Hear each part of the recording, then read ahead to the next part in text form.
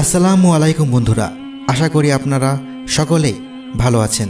ঘটনাটি তাজকিরাতুল আউলিয়া নামক বইটি থেকে সংগ্রহ করা হয়েছে। হজরত দাতা হুজবেরি রহমতুল্লাহ আলাহির জামানায় একজন জাদুঘর ছিল। মানুষজন এই জাদুঘরকে পশুর দুধ দিত। যদি কেউ দুধ দিতে ব্যর্থ হতো তাহলে ওই জাদুকর সেই পশুটিকে এমন জাদু করত যে সেই পশুর স্তন থেকে দুধের পরিবর্তে রক্ত বের হওয়া শুরু হতো। একদিন এক বৃদ্ধা মহিলা দুধ নিয়ে ওই জাদুকরের কাছে যাচ্ছিলেন। পথের মধ্যে দেখা হয়ে যায় হজরত দাতা হুজবেরি রহমতুল্লাহি আলাহির সাথে। তখন হুজুর বললেন, দুধটুকু আমাকে দিয়ে দাও এবং এর দাম আমি তোমাকে দিয়ে দেব।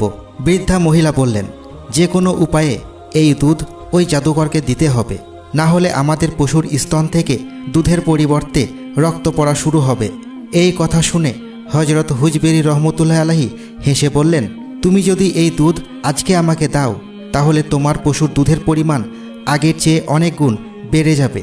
এই কথা শুনেই ওই বৃদ্ধা মহিলা সেই হুজুরকে দুধটুকু দিয়ে দিলেন। এরপরে মহিলাটি বাড়ি ফিরে গিয়ে অবাক হলেন। তিনি দেখলেন যে দুধের পরিমাণ এত বেশি ছিল যে তার পাত্রটি ভরেও পশুর স্তন থেকে দুধ পড়ছিল। এই ঘটনাটি সারা গ্রামে ছড়িয়ে পড়ার পর গ্রামের লোকজন তখন হজরত হুজবেরি রহমতুল্লাহ আলাহির কাছে এসে তাদের পশুর দুধ দিতেন। এই ঘটনার পরে ওই জাদুকর তখন খুব রেগে গিয়েছিল। শেষমেশ সে তখন হজরত হুজবেরি রহমতুল্লাহ আলাহির দরবারে এসে হাজির হয় দেখা করার জন্য, এবং সেই জাদুকর বলল তার সাথে মোকাবিলা করার জন্য, আর বলল, তোমার সবচেয়ে ভালো জাদুটি আমাকে দেখাও। আজ তোমার সাথে আমার মোকাবেলা হবে। আমি দেখতে চাই কে বেশি শক্তিশালী। এই কথার উত্তরে হজরত হুজবেরি রহমতুল্লাহ আলাহি বললেন, আমি কোনো জাদুকর নয়, আমি একজন সামান্য আল্লাহর বান্দা, কিন্তু তোমার কাছে যদি কোনো জাদু থাকে তাহলে তুমি আমাকে দেখাতে পারো। এ কথা শুনে ওই জাদুকর তখন নিজের জাদুর ক্ষমতায় শূন্যে ভাসতে শুরু করল। এই ঘটনা দেখে হজরত হুজবেরি রহমতুল্লাহ আলাহি হাসলেন এবং নিজের জুতা শূন্যে ভাসাতে শুরু করলেন।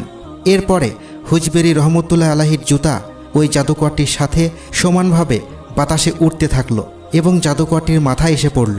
জাদুকরটি যেখানে যাওয়া শুরু করলো তার সাথে সাথে হুজবেরি রহমতুল্লাহ আলাহির জুতাও তার পেছন পেছন যেতে শুরু করলো এবং তার মাথায় আঘাত করা শুরু করলো।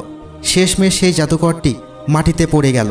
তখন জাদুকরটি হজরত হুজবেরি রহমতুল্লাহ আলাহির এরকম কেরামত দেখে অবাক হয়ে গেল। এই ঘটনার পরে জাদুকর তখন সাথে সাথে ইসলাম ধর্ম গ্রহণ করল। হুজবেরি রহমতুল্লাহ আলাহি সেই জাদুকরের নাম রাখলেন আহমদ। এরপরে তিনি তাকে শেখ হিন্দ খেতাব উপাধিতে ভূষিত করেন। শেখ হিন্দের পরবর্তী বংশধর সে আমল থেকে আজ পর্যন্ত উনার দরবার আজও দেখাশোনা করে আসছে। তো বন্ধুরা, কেমন লাগলো ঘটনাটি তা অবশ্যই কমেন্ট করে জানাবেন। আজ তাহলে এ পর্যন্তই। আপনারা ভালো থাকবেন, সুস্থ থাকবেন। আল্লাহ হাফেজ।